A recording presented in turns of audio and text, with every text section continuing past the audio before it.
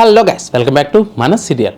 Last ఎపిసోడ్లో గుర్తుంది కదా, నర్మదా ప్రేమలో రంగంలోకి దిగారు అంటే అది ఎంత పెద్ద అసాధ్యమైన పనైనా కూడా సుసాధ్యం చేసి చూపిస్తూ ఉంటారు వీరిద్దరు. ఇప్పుడు ధీరజ్ని జైలు నుంచి విడిపిస్తాము అంటూ శపథం చేసిన ఈ ఇద్దరు ఆధారాలు సేకరించే పనిలో పడ్డారు. మరి ఎలా సేకరించారు అన్నది ఇప్పుడు తెలుసుకుందాం. ఏది ఏమైనా సరే ధీరజ్ని జైలు నుంచి విడిపిస్తాను అని శపథం చేస్తూ ఉంటుంది ప్రేమ. అన్నట్లుగానే నర్మదాతో కలిసి సాక్ష్యాలను సేకరించే పనిలో పడింది. ధీరజ్ని అరెస్ట్ చేసిన ప్లేస్లో సీసీటీవీ ఫుటేజ్ని సంపాదించారు నర్మదా ప్రేమలో. ఇదంతా నిన్నటి ఎపిసోడ్లో ముచ్చట కాగా, ఇక ఈరోజు కూడా అదే ఉప్పులో ఏమవుతుంది అంటే ధీరజ్ కోసం ఏడుస్తూ ఉంటుంది వేదవతి. ఇంతలో రామరాజు వచ్చి చిన్నోడిని కోర్టుకు తీసుకుని వస్తున్నారు కదా, వెళ్దాం రా అని అంటాడు రామరాజు. అక్కడికి వచ్చి వాడిని చూసి గుండె పగిలి చావాలా, నా కొడుకు శిక్ష పడితే తట్టుకుని బతికే శక్తి ఈ గుండెకి లేదండి, నా ముద్దుల కొడుక్కి ఏమైనా అయితే ఈ అమ్మ ప్రాణం ఆగిపోతుందండి, ఏదో ఒకటి చేసి నా కొడుకుని బయటకు తీసుకుని రండి, వాడికి శిక్ష పడుతుంది అనే భయంతో గుండెను గుప్పెట్లో పెట్టుకుని బతకడం నా వల్ల కావడం లేదండి, ఆ బాధను నేను మోయలేను, వాడిని ఎలాగైనా బయటకు తీసుకుని రండి అని బోరను ఏడుస్తూ ఉంటుంది వేదవతి. చిన్నోడికేమీ కాదు బుజ్జమ్మ, వాడు తప్పు చేయలేదు, ఖచ్చితంగా బయటకు వస్తాడు అనే ధైర్యం చెప్పి కోర్టుకు బయలుదేరతారు రామరాజు వేదవతిలో.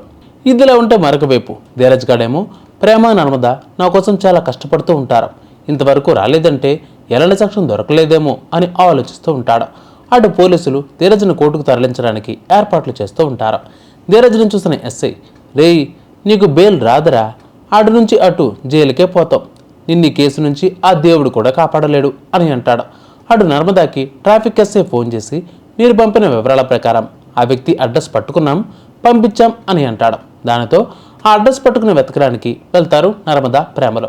ఇక మరొక వైపు భాగ్యమేమో ఆ ధీరజ్ గాడికి కోర్టులో శిక్ష పడిపోతుంది కదా, మొదటి వరుసలో కూర్చుని మరి తనివి తేరా చూసి ఆనందించాలి పద అని అంటుంది. ఇంతలో సుకన్య ఫోన్ చేసి బాంబు పీల్చేస్తుంది.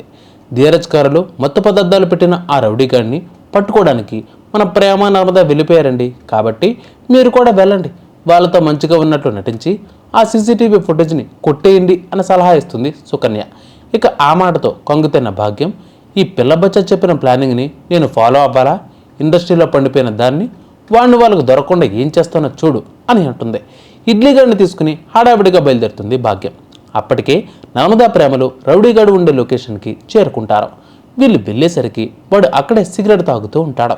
ఇంతలో ప్రేమ నర్మదలను బురిడి కొట్టించడానికి భాగ్యం ఇడ్లీలు అక్కడికి వస్తారు. మళ్ళీ ఏం వెద ప్లాన్ వేశారు అని అంటుంది నర్మద. అదే ధీరజ్కి కోర్టులో శిక్ష పడకుండా చూడమని గుడికి వెళ్ళి మరీ దండం పెట్టుకున్నామండి అని అంటుంది భాగ్యం.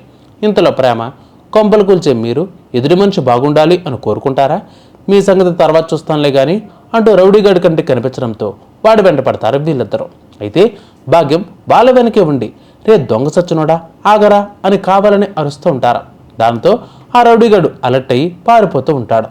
వాడిని పట్టుకునే టైంకి మీరెందుకు అరిచి చచ్చారు అని అంటుంది ప్రేమ.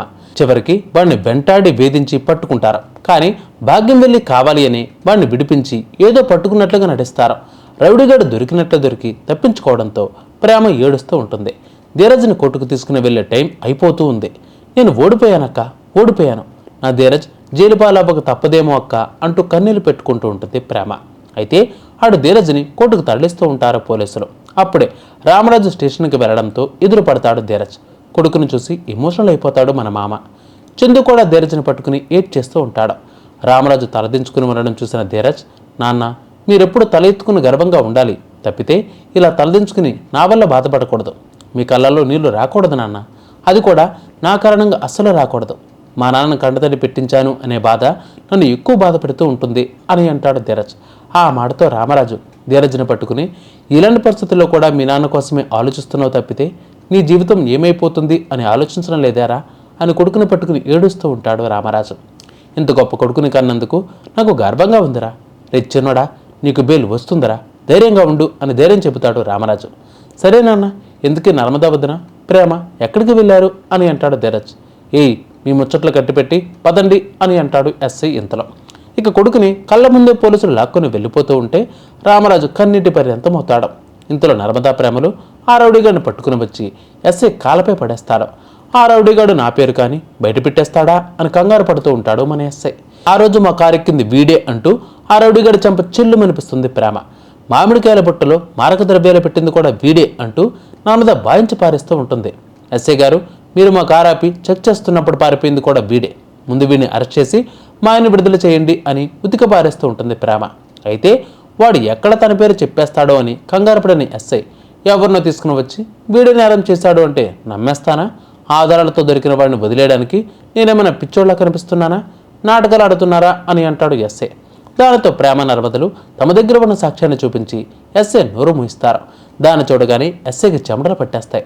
అయితే వాడు వీడు తోడు దొంగలేమోనని చివర్లో మెలికి పెడతాడు ఎస్ఐ. మరి ఆ మెలికని వీళ్ళిద్దరూ ఎలా ఛేదిస్తారన్నది రేపటి వరకు వెయిట్ చేయాలి. అందరికీ కీప్ వాచింగ్ మన సీరియల్.